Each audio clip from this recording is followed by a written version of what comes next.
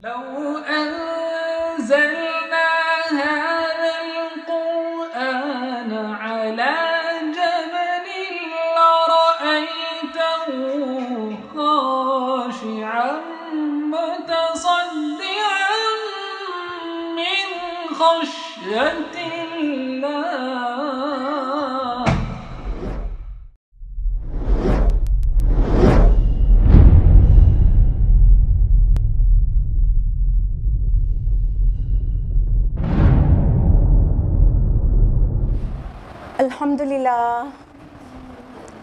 الحمدللہ وحدہ والصلاۃ والسلام علی من لا نبی بعد. واعوذ باللہ من الشیطان الرجیم. بسم اللہ الرحمن الرحیم. رب زدنی علما. بسم اللہ الرحمن الرحیم. رب اشرح لی صدری ویسر لی امری واحلل عقدۃ من لسانی یفقہوا قولی. میری عزیز سامعات، درس قرآن مجید میں آپ سب کا تہہ دل سے خیر مقدم ہے. السلام علیکم ورحمۃ اللہ وبرکاتہ. کیسے آپ سبھی لوگ؟ الحمدللہ. اللہ تعالیٰ کرے کہ آپ اچھے رہیں، خوشحال رہیں. اللہ تعالیٰ آپ کو اور آپ کی فیملی کو، خصوصاً آپ کے بچوں کو کووڈ-19 پینڈیمک سے محفوظ رکھے. اللہ تعالیٰ آپ کو اور آپ کی فیملی کو سوشل ایول سے محفوظ رکھے، لغویات سے بچائے، اور اللہ تعالیٰ صراط مستقیم پر رکھے، الٹیمیٹلی جنت کا مستحق بنا دے.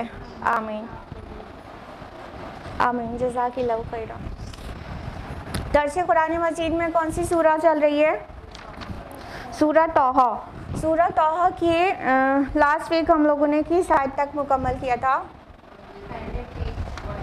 بالکل صحیح. آج بالکل صحیح بتا رہے آپ لوگ. 108 تک ہوا تھا، اور ہوا تھا لاسٹ ویک ہوا تھا 99 سے 108 تک.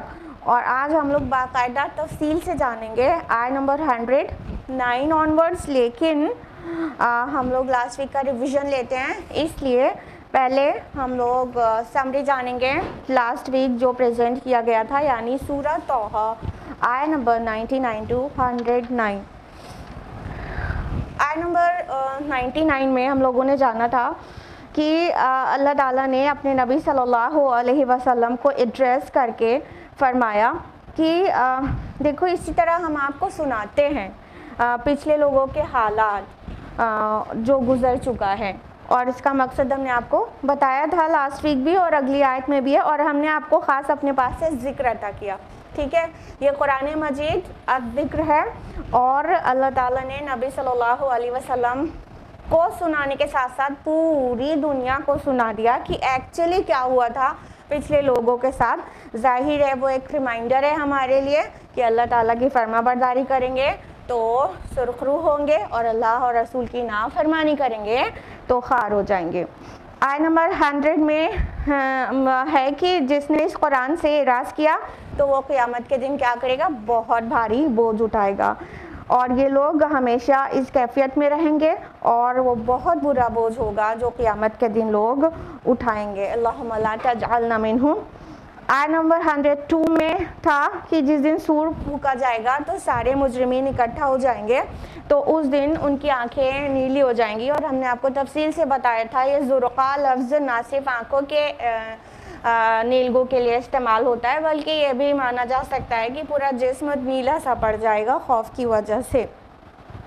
اور پھر وہ اتنی خوف کے عالم میں چپکے ایک دوسرے سے کیا باتیں کر رہے ہوں گے کہ کیا ہم دنیا میں کتنے دن رہے، یا تو پھر برزخی زندگی میں کتنے دن رہے. تو کوئی کہے گا 10 دن. جو ان میں سب سے زیادہ متوسم شخص ہوگا، بہت زیادہ سمجھ بوجھ والا، جو اس میں سب سے زیادہ عقلمند اور کیلکولیشن میں ماہر شخص ہوگا، وہ کہے گا تم نہیں رہے ہو مگر 1 دن، اس سے زیادہ نہیں رہے ہو. پھر آیت نمبر 105 میں بتایا گیا کہ اے نبی صلی اللہ علیہ وسلم، آپ سے لوگ پہاڑوں کے بارے میں سوال کرتے ہیں. یعنی جب آپ صلی اللہ علیہ وسلم بتاتے کہ قیامت آ جائے گی اور سب یہ مطلب زمین برابر ہو جائے گی، کوٹ دیا جائے گا، تو کہتے اچھا یہ جو پہاڑ ہے مضبوط ان کا کیا ہوگا؟ تو اللہ تعالیٰ نے کہا آپ سے سوال کرتے ہیں پہاڑ کے بارے میں، تو آپ کہہ دیجئے اللہ تعالیٰ انہیں ریزہ ریزہ کر کے بکھیر دے گا۔ اچھا یہ جو جبال لفظ ہے پہاڑوں کے لیے بھی آتا ہے، جبل مینس پہاڑ ہوتا ہے، جبال مینس اس کا پلیورل ہے جبل کا، تو یہ جبال کئی بار متکبر لوگوں کے لیے بھی آتا ہے جو جن کی گردن اکڑی رہتی ہے، ٹھیک ہے۔ تو اگر اس معنی میں لیں گے تو یہ بھی سمجھا جا سکتا ہے کہ وہ جو بڑے بڑے لوگ ہیں، بڑے وائٹ کالر پیپل اور بہت زیادہ مطلب شان سے اور اکڑ کے رہنے والے، ان کا کیا ہوگا؟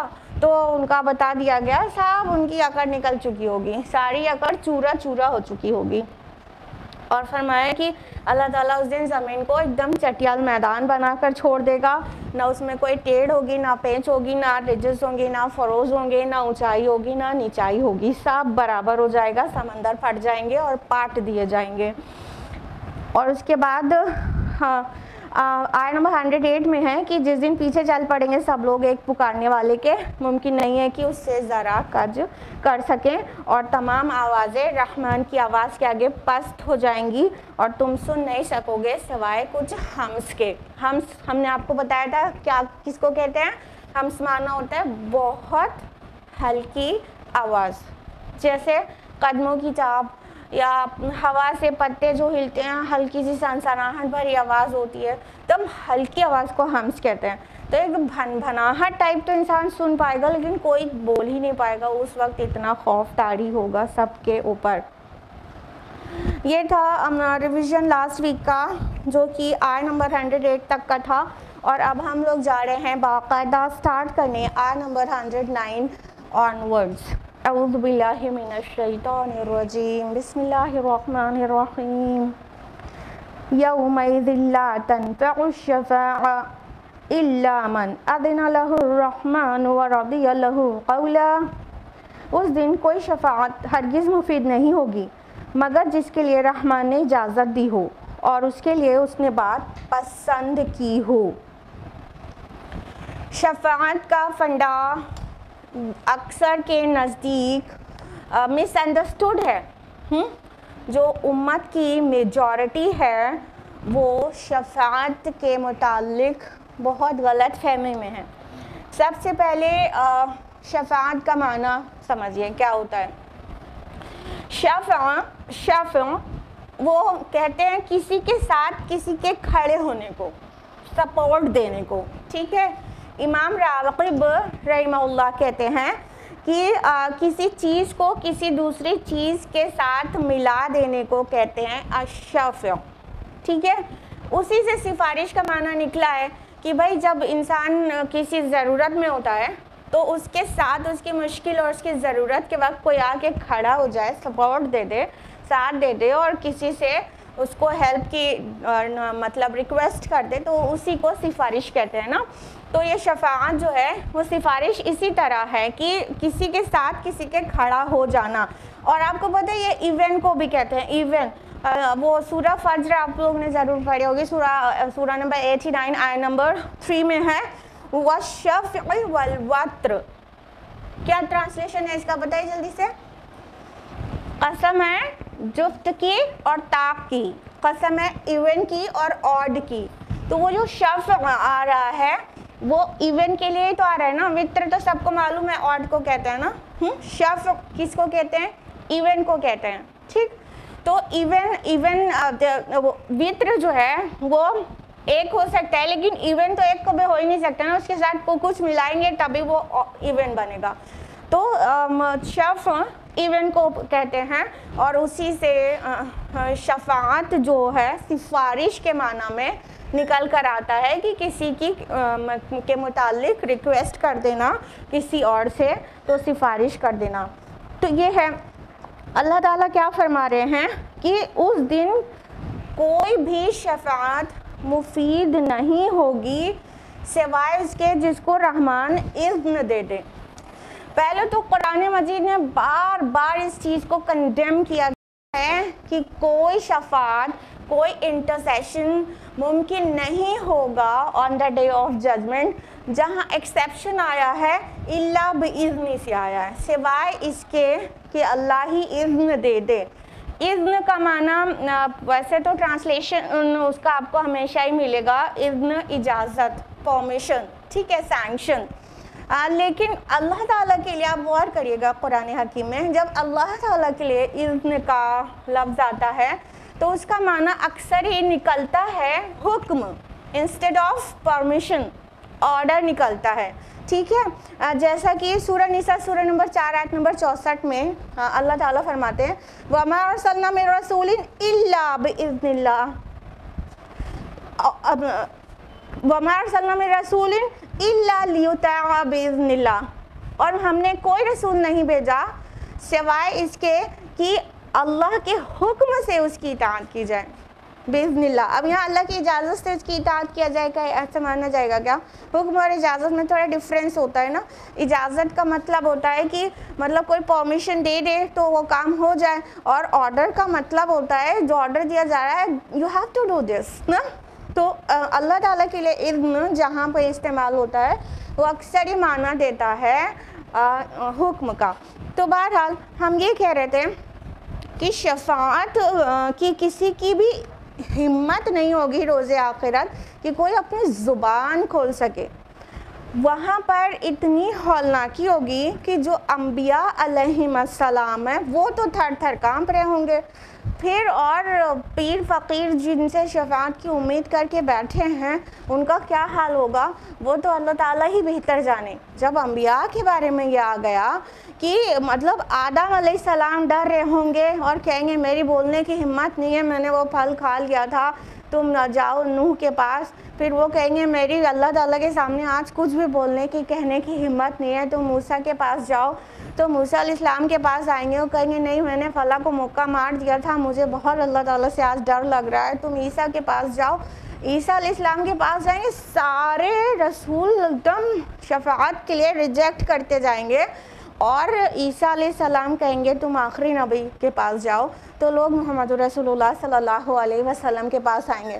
تو جب رسول تھر تھر کانپ رہے ہوں گے, جس کا ذکر قرآن مجید میں آتا ہی ہے کہ جو اللہ کے نیک بندے ہوں گے ان کا بھی کیا حال ہوگا. سورہ انبیاء سورہ نمبر 21 آیت نمبر 28 میں کہ وہ جو اولیاء اللہ ہیں, جو اللہ کے بیلوڈ ونز ہیں, وہ بھی تھر تھر کانپ رہے ہوں گے. اور سورہ نجم سورہ نمبر 53 آیت نمبر 26 میں بھی ہے کہ شفاعت ہوگی نا, شفاعت کے اوپر تکیہ نہ کرے کوئی, شفاعت کا گنجائش ہی نہیں ہے الا باذن اللہ سے ایکسیپشن پتہ چلتا ہے. اور آیت الکرسی میں ہم لوگ روز روز آنا پڑھتے ہیں, سبھی لوگ پڑھتے ہوں گے, ہر صلاح کے بعد پڑھتے ہوں گے, اور بیڈ ٹائم بھی پڑھتے ہوں گے, اور ایسے بھی جو بھی معمول ہو آپ کا. تو اس میں بھی ہم لوگ کیا پڑھتے ہیں, من ذا الذی یشفع عندہ الا باذنہ, کون ہے جو انٹرسیڈ کر سکے, کون ہے جو شفاعت کر سکے سوائے اس کے کہ اللہ ہی حکم دے, اللہ ہی اجازت دے, اللہ ہی اذن دے. ٹھیک ہے, تو شفاعت تو پہلے تھرو آؤٹ بالکل اس کو منع کر دیا جاتا ہے. قرآن حکیم میں ایک نے بہت ساری آیات ہیں اس موضوع پر, باوجود اس کے لوگوں کو کیسے مطلب غلط فہمی ہو گئی, کیا کہہ سکتے ہیں, قرآن سے دوری اور کیا, باوجود اس کے کیا, جب قرآن کے قریب ہی نہیں آئیں گے تو اتنی ساری بار ایک بات کو 1000 بار بھی اللہ تعالیٰ قرآن میں لائے ہوں تو وہ بھی نہیں پتہ ہوگی نا. تو بہرحال ہاں, اس دن کا جو حالت ہوگی اس دن کے بارے میں کہا گیا, مطلب فرشتوں کے بھی مطلب حالت خراب ہوگی, وہ لوگ بھی ایک دم اوبیڈینٹ, ایک دم پریشان کھڑے ہوں گے کہ مطلب جو اللہ تعالیٰ حکم دے گا اس کا 1 انچ ادھر ادھر نہیں ہل سکتے, اور نہ ہی اپنی زبان سے کچھ بھی نکال سکتے ہیں.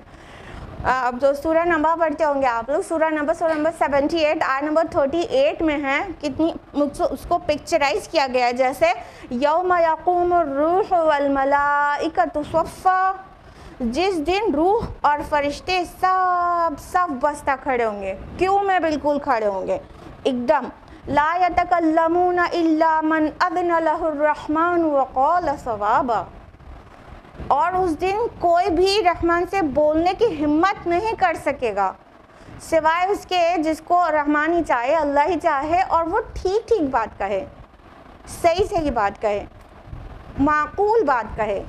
یعنی اس دن بولنے کا ہمت تو صرف اسی کو ہوگی جو جس کو اللہ تعالیٰ چاہے گا, اور وہ معقول بات کہے کسی کو بھی اپنے اے رب میرے مرید ہیں صرف اس وجہ سے بخش دیجیے.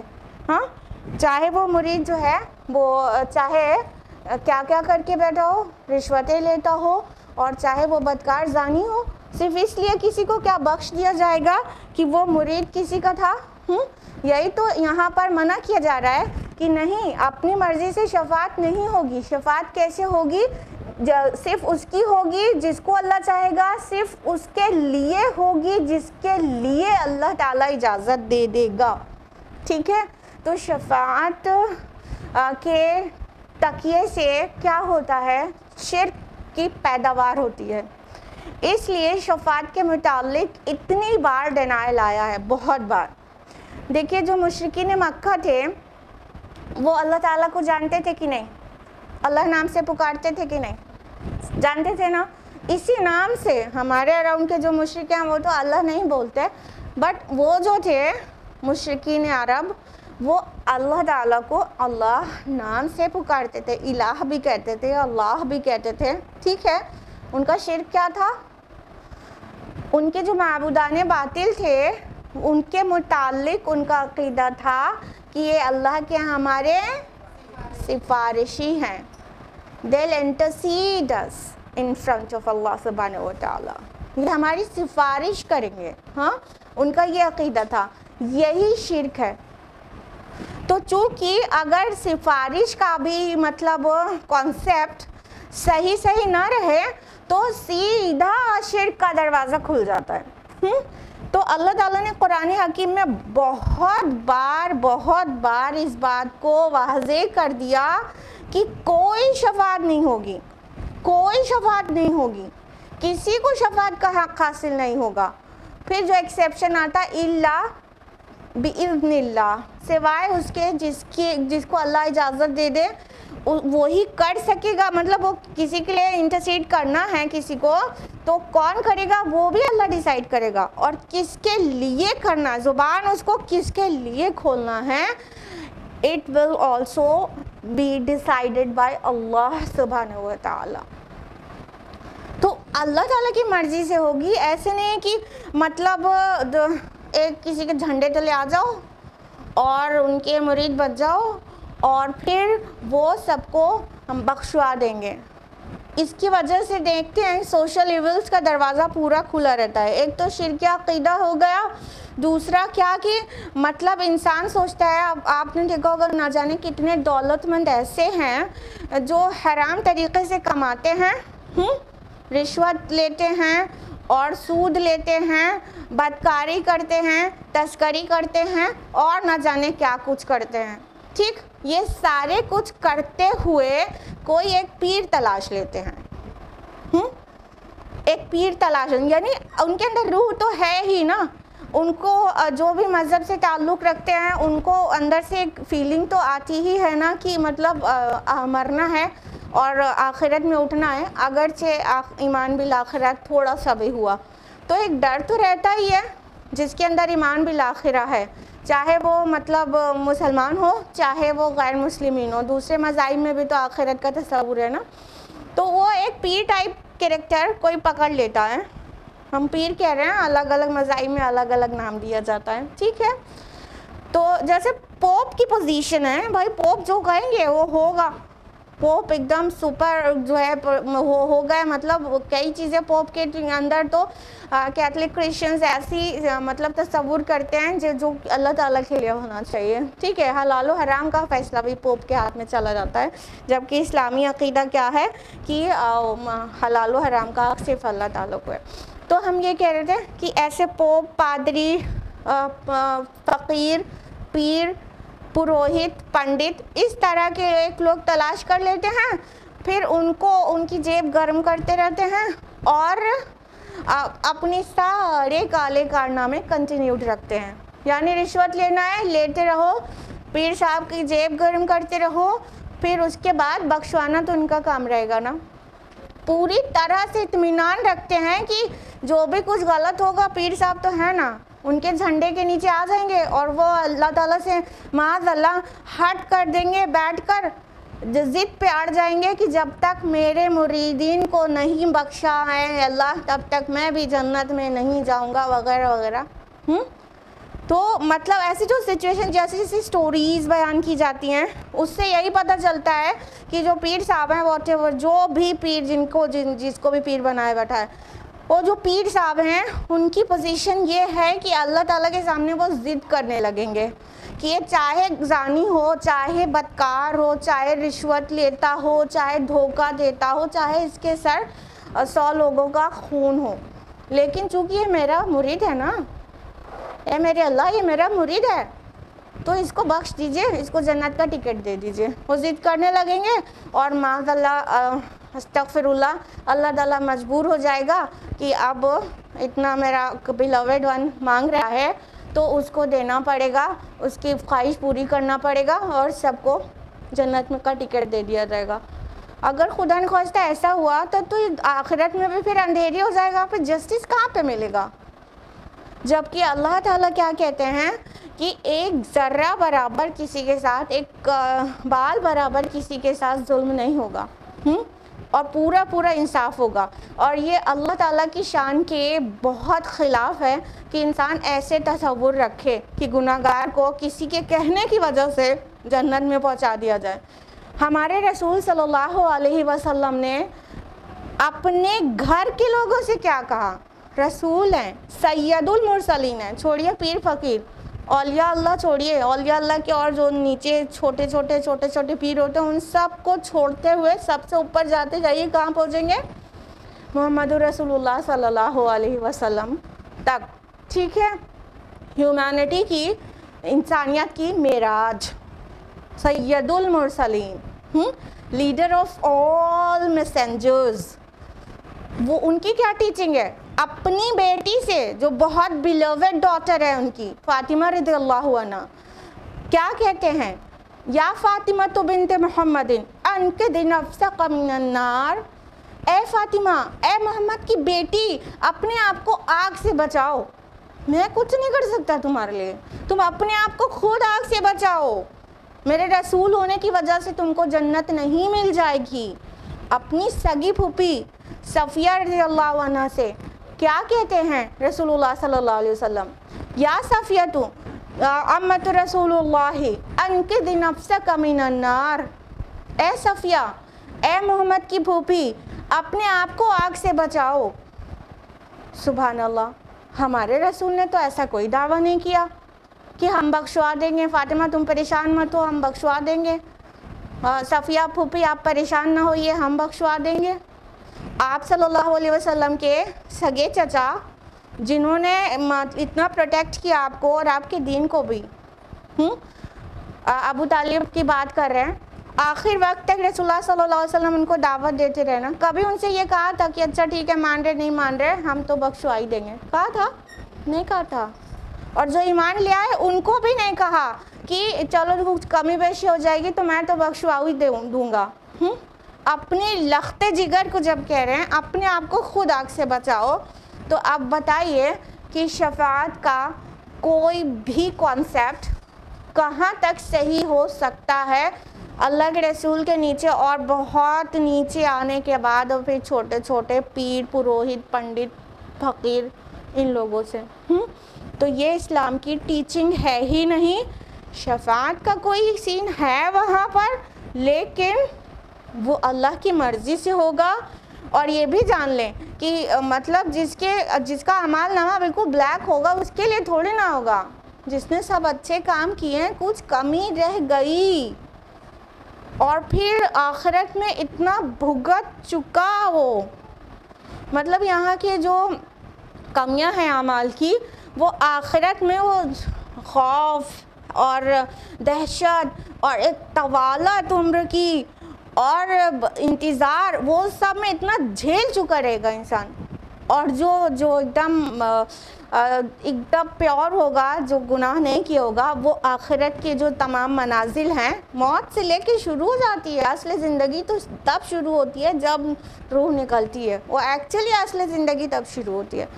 تو روح نکلنے کے بعد سے لے کر फैसला हाथ में आने और डेस्टिनेशन पे पहुंचने तक के जो मराहिल है ना, वो जो थोड़े मोड़े जिनकी गलती गुनाह होंगे उनके लिए वो बहुत टफ गुजर चुका होगा, यानी बहुत पिटाई के बाद शफाअत का मौका आएगा, जिसके लिए मिला भी परमिशन।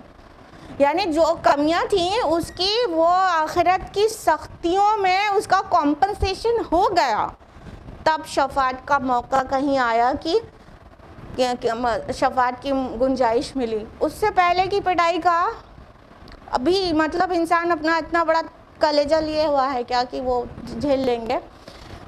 और उनका जिनके पूरा मतलब पूरे सारे कारनामे जो हैं ब्लैक हैं, उनके लिए कोई शफाअत नहीं है।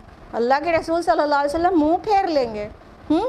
और जो माह रबीउल अव्वल चल रहा है और इसमें तरह तरह की बिदअत और खुराफात हो रही हैं और सोचते हैं कि हम अल्लाह के रसूल की मोहब्बत में ऐसा कर रहे हैं, तो अल्लाह के रसूल सल्लल्लाहु अलैहि वसल्लम बिदअत करने वाले को वो आबे कौसर अपने हाथ से देंगे नहीं, कहेंगे हटाओ इनको, हाँ इन्होंने मेरे बाद दीन को बदल डाला।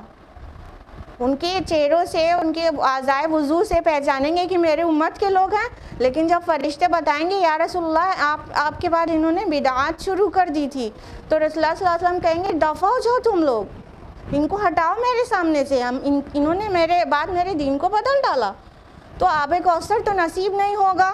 ये ढोल ताशे बजाना और ताजिया उठाना और न जाने कितनी खुराफात करना, ओके समझते हैं कि हमें अल्लाह के रसूल की शफाअत नसीब हो जाएगी।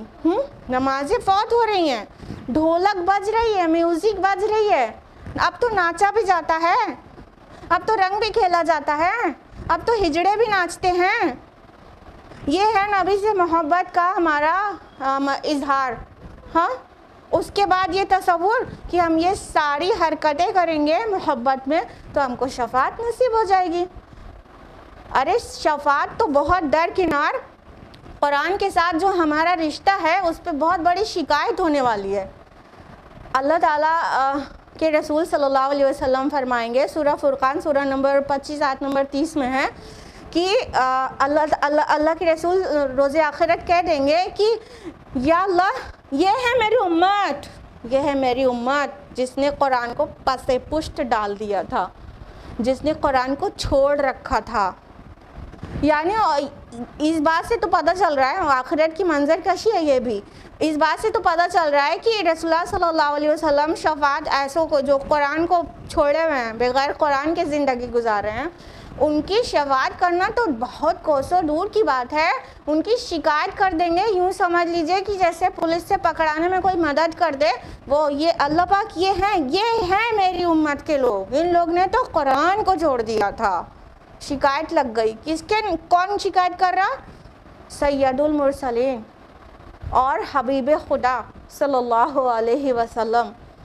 और हम यहाँ ढोल ताशे बजा के सोच रहे हैं हमारी शफाअत हो जाएगी। किसी गलत फहमी में ना रहे कोई, कुरान के करीब आए।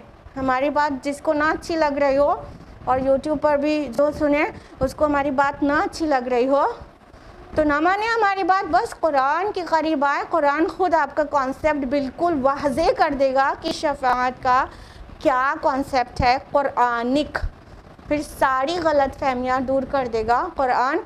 और जो दिल में जो तासुब है उसको निकाल के पढ़ेंगे तभी बात समझ में आएगी, नहीं तो तासुब की निगाह से कुरान पढ़ें और अपनी सोच को अप्रूव और फॉरवर्ड कराने के लिए कुरान पढ़ें, तब तो हिदायत मिल चुकी। हिदायत पाने की गरज से पाक दिल से और किसी भी किस्म के तासुब से पाक होकर कुरान को पढ़ेंगे तो इंशाअल्लाह हिदायत ही हिदायत मिलेगी और वाज़े हो जाएगा शफाअत का फंडा भी। आयत नंबर 110 है, यअलमु मा बैना अयदीहिम व मा खल्फहुम व ला युहीतूना बिही इल्मा। वो जानता है जो कुछ उनके सामने है और जो कुछ उनके पीछे है, और वो इहाता नहीं कर सकते उसके इल्म का। देखिए ये भी आयतुल कुर्सी जो बकरा की आयत नंबर 255 है, उसी से मिलता जुलता फ़िक्रा है ना। اس میں بھی پڑھتے نا یعلم ما بین ایدیہم وما خلفہم ولا یحیطون بشیء من علمہ الا بما شاء. ٹھیک ہے. اب یہاں پر بہت حد تک سملر ہے, شروع کا پارٹ پورا سیم ہے. یعلم ما بین ایدیہم وما خلفہم ولا یحیطون بہ علما, وہ جانتا ہے جو کچھ ان کے سامنے ہے اور جو کچھ ان کے پیچھے ہے, اور وہ احاطہ نہیں کر سکتے اللہ تعالیٰ کے علم کا. ٹھیک ہے. اب یہ بات کیا کہی جا رہی ہے, اور اس میں آیت الکرسی میں بھی یہی سیکوینس کیوں کرایا ہے؟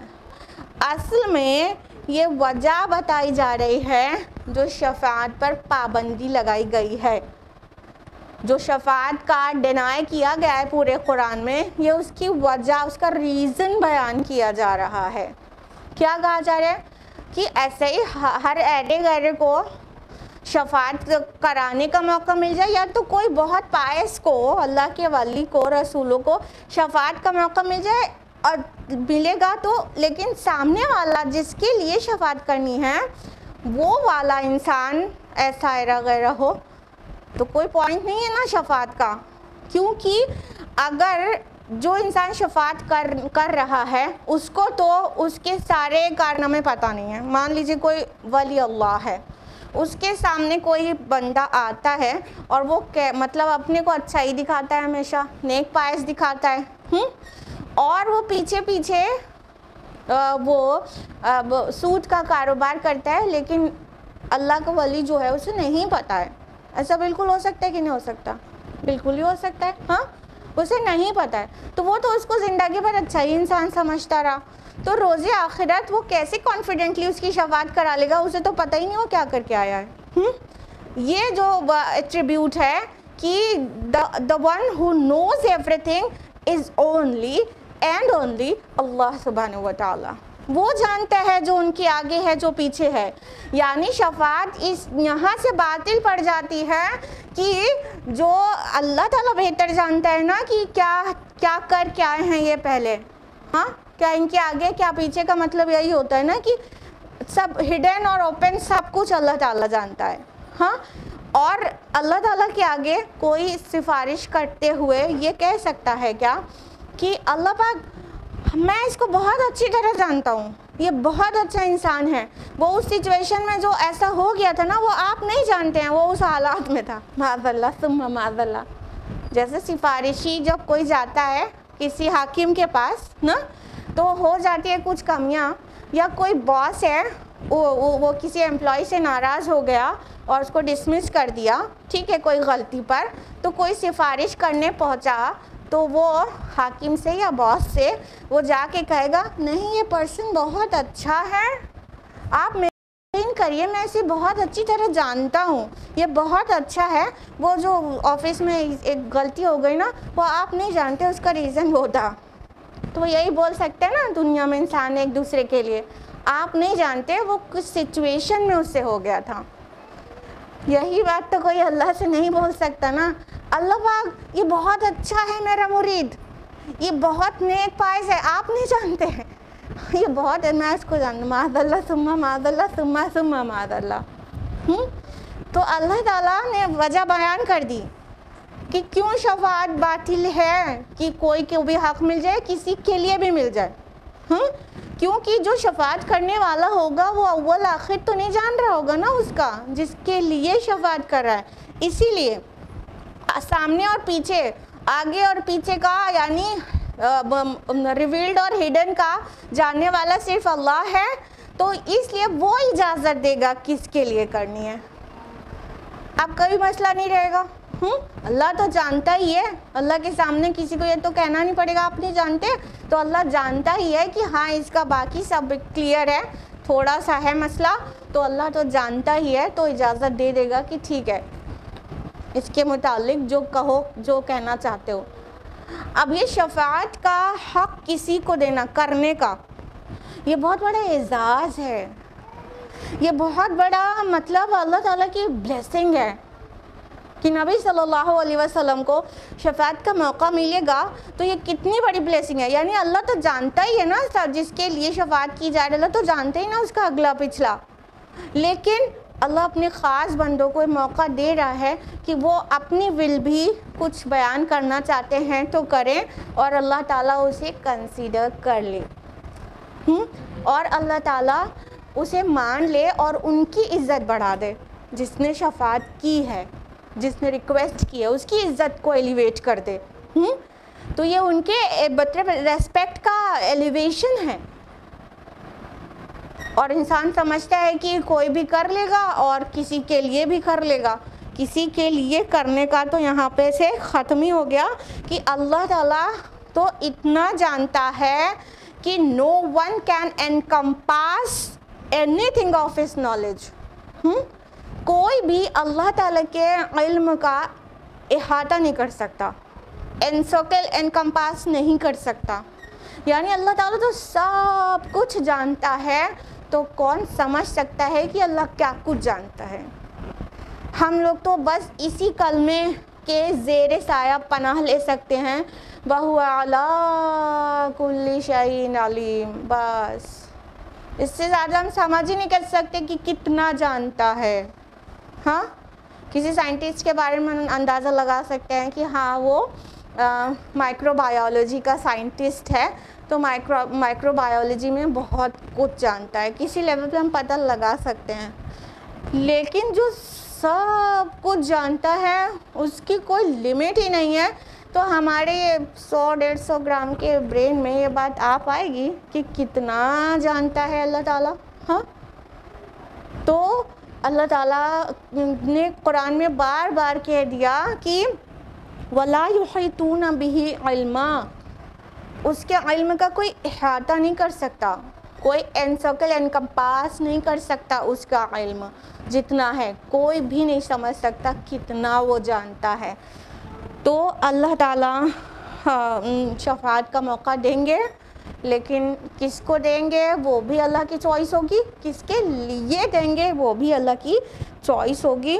اور باطل جو فنڈا ہے شفاعت کا، اس کی تردید ہونی چاہیے، بہت حسن کے ساتھ سمجھایا جانا چاہیے اور قرآن پکڑا دینا چاہیے ایسے لوگوں کو تاکہ وہ بچ جائیں. اور بہت دعائے خیر بھی کرنا چاہیے، کیونکہ جو لوگ ایسا سوچتے چلے جاتے ہیں اور پھر غلط روش پہ رہتے ہیں اور سوچتے ہیں کہ بخش تو دیے جائیں گے کیونکہ میں تو ان سے مرید ہوں، تو اتنی رحم آتا ہے نا ان کے اوپر، ترس آتا ہے، سوچتے کیسے سمجھائیں، یہ تو بات سمجھ ہی نہیں رہے. تو بہت دعا کریں، قرآن پکڑا دیں، قرآن کے قریب لانے کی کوشش کریں. انشاءاللہ قرآن سکھا دے گا. اگر وہ تعصب کے بغیر پڑھیں گے تو انشاءاللہ قرآن سکھا دے گا کہ کرنا کیا ہے اور تم کیا کر رہے ہو، سمجھنا کیسے تھا اور تم کیا سمجھ رہے ہو. آیت نمبر 111 وَعَنَتِ الْوُجُوهُ لِلْحَيِّ الْقَيُّومِ. اور سب چہرے جھکے ہوئے ہوں گے اس ہستی کے حضور جو حی القیوم ہے. وَقَدْ خَابَ مَنْ حَمَلَ ظُلْمًا. اور یقیناً خائب و خاسر ہوا وہ جس نے ظلم کا بوجھ اٹھایا. اب آخرت کی منظر کشی تو ہے ہی، ڈے آف ججمنٹ. اللہ تعالیٰ فرما رہے ہیں کہ سب چہرے اس کے آگے جھک گئے ہوں گے.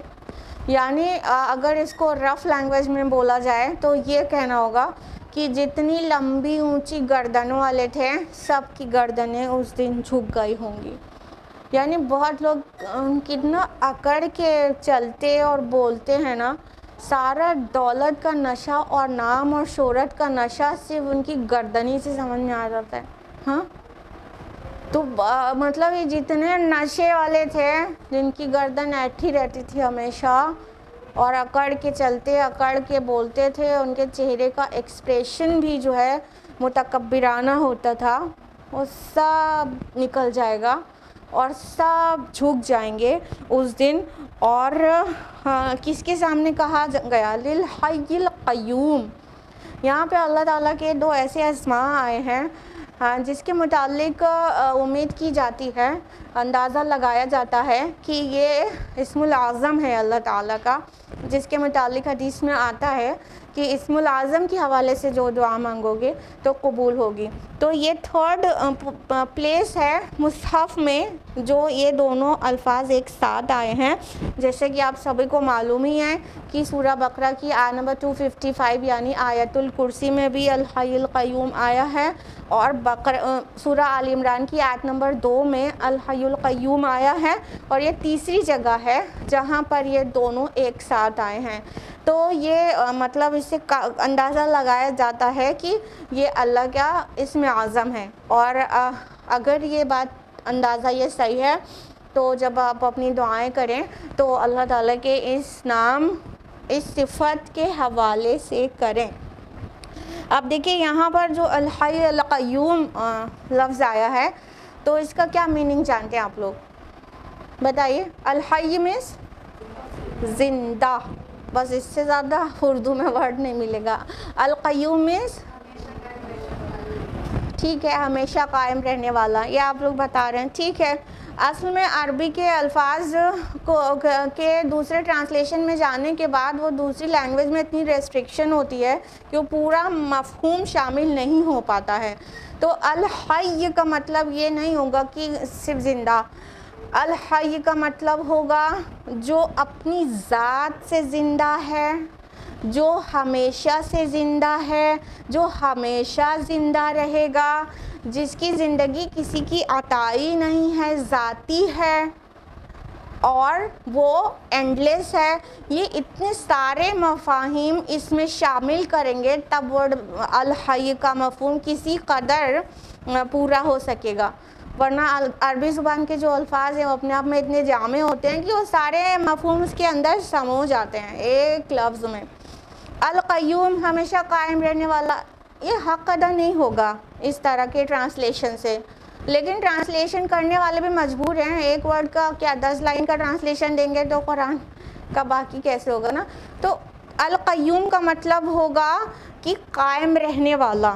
کیا قائم رہنا, جو ہمیشہ سے قائم ہے, ہمیشہ قائم رہے گا. اس کا قائم رہنا کسی کے قائم کرنے سے نہیں ہے, اس کا قائم رہنا ذاتی ہے, قدیم ہے, ٹھیک ہے.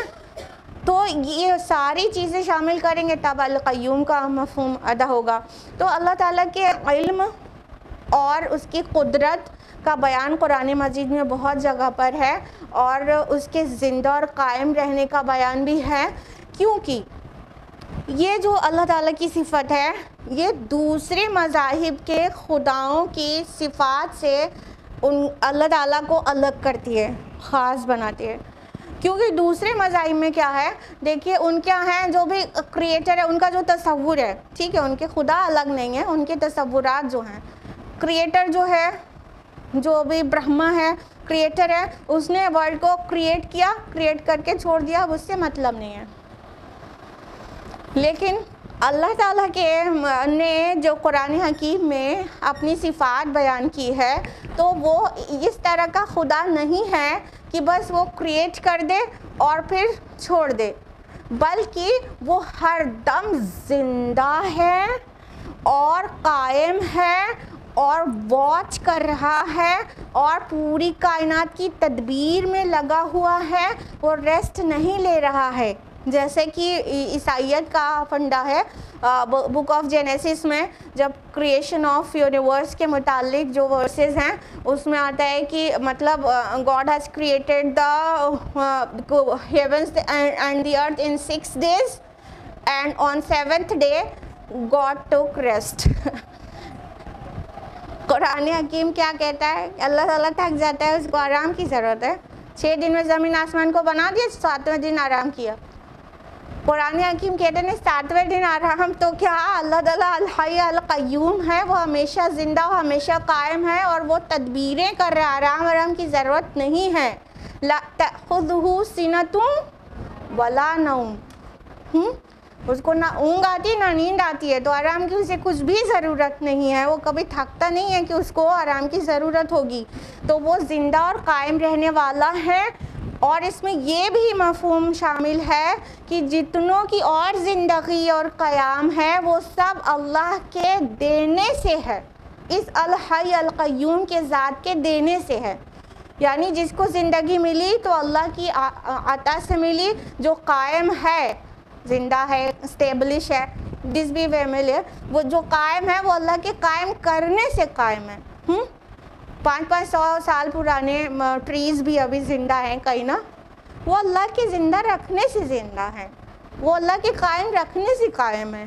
انسان جتنے دن تک زندہ ہے، یا ایلیفنٹ ہے، یا ویل ہے، یا کوئی چھوٹا کریچر ہے، جتنی دیر کے لیے اسے زندگی اور قیام ملا ہے وہ اللہ کے دینے سے ملا ہے، اور جب اللہ لے لیتا ہے تو اس کی زندگی بھی گئی اور قیام بھی گیا۔ تو یہ الحی القیوم ذات ہے اللہ رب العالمین کی، جو کہ خود تو اپنی ذات سے زندہ اور قائم ہے، باقیوں کو زندگی اور قیام اس کا عطائی ہے، اس کا دیا ہوا ہے، اس کی رحم و کرم پر ہے۔ فرمایا کہ یقیناً جو خائب و خاسر ہوا وہ اس نے ظلم کا بوجھ اٹھایا، یعنی کہ جس نے اپنے آپ کو برباد کر لیا۔ جو بھی انسان مطلب جو گناہگاروں کے بارے میں ڈسکرپشن تھا نا کہ چہرے ان کے جھکے ہوئے ہوں گے اور الحی القیوم کے سامنے، تو وہ کیا ہوں گے؟ وہ سب خائب ہو گئے، وہ خراب ہو گئے، وہ برباد ہو گئے، وہ ڈسٹرائے ہو گئے۔ ڈسٹرکٹیو کام کیے تھے انہوں نے دنیا میں، اور انہوں نے کیا کیا؟ ظلم کا بوجھ اٹھایا۔ ظلم سب سے بڑا کون سا ہے؟ بالکل، ماشاءاللہ آپ سبھی کو سب کچھ پتہ ہے۔ کچھ دن کے بعد آپ لوگ درس قرآن کرا کریے۔ اللہ تعالیٰ قرآن حکیم میں واضح کرتے ہیں نا، سورہ لقمان سورہ نمبر 31 آیت نمبر 13 میں کہ ان الشرک لظلم عظیم۔ ماشاءاللہ سب کو یاد ہے وہ والی آیت، کہ بے شک شرک ظلم عظیم ہے۔ تو سب سے بڑا ظلم تو شرک ہے، یعنی بگیسٹ سن تو شرک ہے، لیکن اس کے علاوہ بھی گناہ وہ بھی ظلم ہے، وہ بھی اپنے اوپر بھی ظلم ہے، اور پورے انسان پورے فطرت کے ساتھ ظلم کرتا ہے جب گناہ کرتا ہے۔ کبھی کبھی ہم نے آپ کو ایکسپلین کیا ہے کہ کس طرح گناہ کو ظلم کہا جاتا ہے۔ تو اس نے تو بہت بڑے ظلم کا بوجھ اٹھا لیا، اور آپ شفاعت کی کانسیپٹ کو مس انڈرسٹوڈ کر کے تو اس نے تو شرک کا بوجھ اٹھا لیا، سب سے بڑے ظلم کا بوجھ اٹھا لیا۔ فرمایا وَمَن يَعْمَلْ مِنَ الصَّالِحَاتِ وَهُوَ مُؤْمِنٌ فَلَا يُخَافُ ظُلْمًا وَلَا هَضْمًا، اور جس کسی نے نیک اعمال کیے ہوں اور وہ مومن ہوگا تو اسے نہ کسی بے انصافی کا اندیشہ ہوگا اور نہ کسی زیادتی کا۔ اب دیکھیں گناہگار کی بات ہوئی تو نیک اعمال کرنے والوں کی بھی بات ہونی ہی چاہیے، کیونکہ سائملٹینیس کنٹراسٹ اکثر قرآن مجید میں آتا رہتا ہے۔ تو اللہ تعالیٰ فرما رہے ہیں کہ جس نے نیک اعمال کیے، من الصالحات، من الصالحات سے کیا پتہ چل رہا ہے؟ بہت ڈھیر ساری نیکیاں نہیں، تھوڑی سی نیکیاں۔ من الصالحات، نیکیوں میں سے، صالح چیزوں میں سے تھوڑا سا بھی کیا ہوگا، اور وَهُوَ مُؤْمِنٌ، بشرطے کہ وہ مومن ہو، ایمان ہو، ایمان کے ساتھ کیا ہو، ایمان کی بنیاد پر کیا ہو، بغیر ایمان کے نہیں کیا ہو، کیونکہ جو اعمال بغیر ایمان کے ہوتے ہیں وہ اعمال صالح ہونا کوالیفائی ہی نہیں کرتے ہیں۔ اعمال صالحات صرف وہ ہیں جو ایمان کے ساتھ ہوتے ہیں، اچھے اعمال، ٹھیک ہے۔ تو اللہ تعالیٰ فرما رہے جو بھی نیک عمل کرے گا، تھوڑی سی نیکیاں بھی لے کر آئے گا ایمان کے ساتھ، صحیح والا، خالص والا ایمان، تو اس کو کسی قسم کی ناانصافی کا کوئی بھی اندیشہ نہیں ہوگا اور کسی قسم کی زیادتی نہیں کی جائے گی اس کے ساتھ۔ وَلَا يُظْلَمُونَ فَتِيلًا، اور وہ ذرا سا بھی ظلم نہیں کرتا۔ فتیل کہتے ہیں اس کو، کھجور کے اندر کی گٹھلی میں ایک دھاگے جیسا ایک پتلا سا نکلتا ہے، وہ فتیل ہوتا ہے۔ تو اتنا دھاگے برابر بھی ظلم اللہ تعالیٰ نہیں کرے گا، یعنی جو بھی ایمان اور اعمال صالحات کا اپنی کمائی لے کر آئے گا تو اللہ تعالیٰ اسے خوش کر دے گا، اس کے ساتھ کوئی زیادتی کچھ بھی نہیں ہوگا، اور جو کچھ بھی اعمال اس نے کیا ہوگا وہ سب اسے وہ پا لے گا، یعنی کوئی ایک چھوٹی سی بھی نیکی ایسی نہیں ہوگی جو چھوٹ گئی ہو، اس کے نامہ اعمال میں درج نہ ہو، ہاں کوئی چھوٹی سی بھی نیکی. اگر وہ راستے میں جا رہے تھے, راستے میں کچھ پریشان کرنے والی چیز, کانٹا یا کنکڑ پڑا تھا, اسے لگا کسی کو نقصان ہو جائے گا, اس نے کنارے کر دیا اور آگے بڑھا, اسی وقت انسان بھول گیا, اسی وقت. کل اور پرسوں اور 10 سال بعد اور پوری زندگی کے بعد 50 سال بعد کوئی سوال ہی نہیں اسے یاد ہو. ہاں لیکن وہ جو روز آخرت اس کا نامہ اعمال ملے گا, وہ نیکی بھی وہاں درج پائے گا اور کہے گا کہ ارے اس میں سے تو نہ کوئی چھوٹی چیز چھوٹی ہے نہ بڑی. تو اس طرح سے اس کے ساتھ کسی قسم کا ظلم نہیں ہوگا کہ اس نیکی کا اجر ہی نہیں ملا, اور اس طرح سے بھی نہیں ہوگا کہ کوئی غلط گناہ کی کام اس کے نام زبردستی مار دیا گیا ہو, جیسے دنیا میں ہو جاتا ہے. معصوم لوگ کو جیل ہو جاتی ہے, کتنے سارے چارجز لگ جاتے ہیں اس کے اوپر, ہاں, جبکہ اس نے ان میں سے ایک بھی چیز نہیں کی ہوتی ہے. ہاں, اور کئی بار ایسا ہوتا ہے ایک چھوٹی سی غلطی پہ کسی کو دشمنی رہتی ہے تو اتنے سارے چارجز بڑھا کے اس کی FIR کراتے ہیں.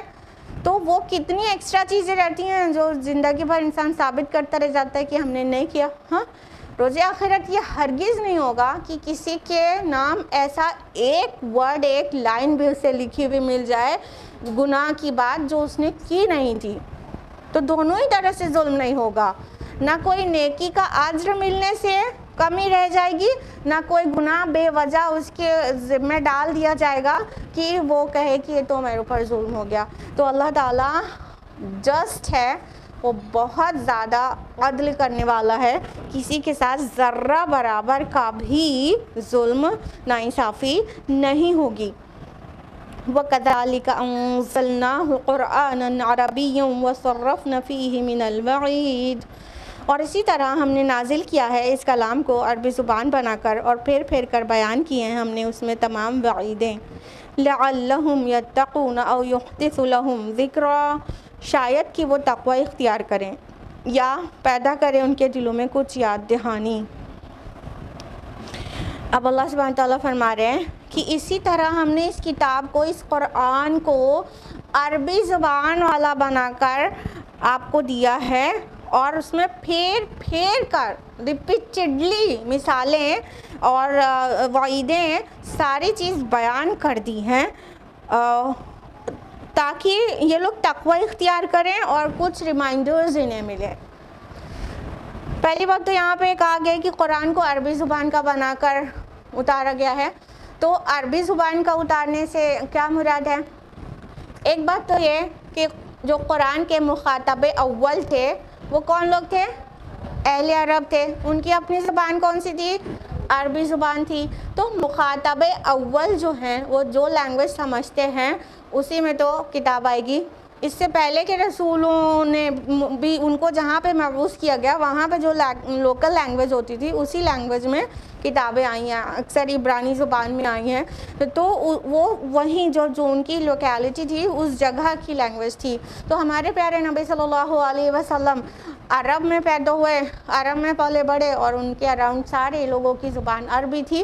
تو قرآن مجید عربی زبان میں آیا. لیکن بات اتنی سی نہیں ہے, اصل میں عربی زبان اتنی جامع زبان ہے, اتنی کمپریہنسو لینگویج ہے کہ اور کوئی زبان آپ کو ایسی نہیں ملے گی جیسی عربی زبان ہے. اور اس کے بہت سارے میریکلز ہیں, یعنی مطلب عربی زبان جلدی سے یاد ہو جاتی ہے اور ایک بات مطلب آپ دیکھیے ترجمہ دیکھ لیے کبھی کہ ایک فقرہ میں کا ٹرانسلیشن 1.5 لائن 2 لائن کا بنتا ہے. ہاں, تو عربی اتنی کمپریہنسو ہے, کبھی کبھی قرآن میں کوئی ایک ورڈ ایسا آ جاتا ہے جس کے 6 7 8 10 ورڈز کا میننگ نکلتی ہے, سب کچھ ایک ورڈ میں سمایا رہتا ہے, میننگ خالی بتا رہے ہیں. ٹھیک ہے, تو عربک بہت کمپریہنسو لینگویج بھی ہے, بہت میریکولس ہے, بہت پیاری بھی ہے, سیکھنے کے لیے بھی آسان ہے, میمورائز کرنے کے لیے بھی آسان ہے. مطلب ان گنت فوائد ہیں عربی زبان ہونے کے.